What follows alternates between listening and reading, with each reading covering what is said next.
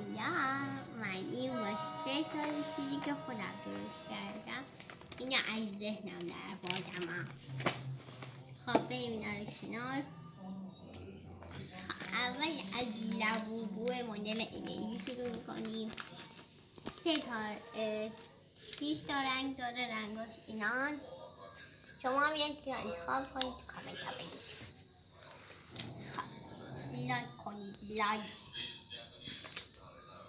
خب بیام بیدید. اوی لبوبو خوشگله. سبز، خودم دوست داشتم سبز واقعا.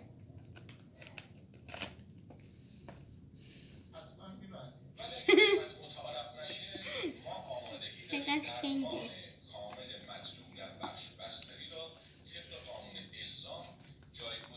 یک دقیقه من این رو بدارم. بریم واسه بعدی. این چاپیا چند تا رنگ داره. من یه حسین لایتم موقع شکلایی بگه همه شکل دادم. من خودم دوست دارم این در بیاد. بدیم واسه آن باکسش.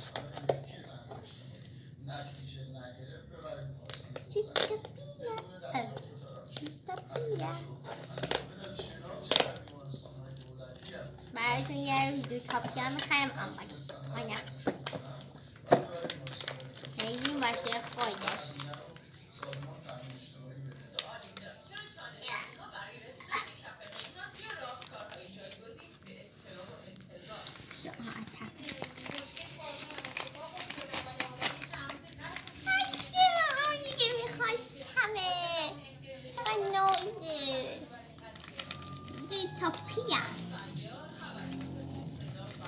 یک دقیقه صبر داشته باشید.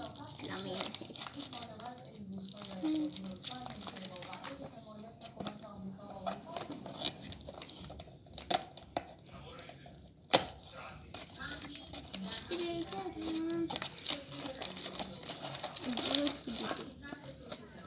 این و قول مرحله آخر پاپی پاپی خودم در بردم. بودم دارم میگم لایک کن. واقعا خجالت میکشید. چند تا رنگ داره؟ بنفش، آبی، سبز، نارنجی، صورتی، قرمز و سیکرتش سفیده. بریم واسه انباکسش. نارنجی سینه ها.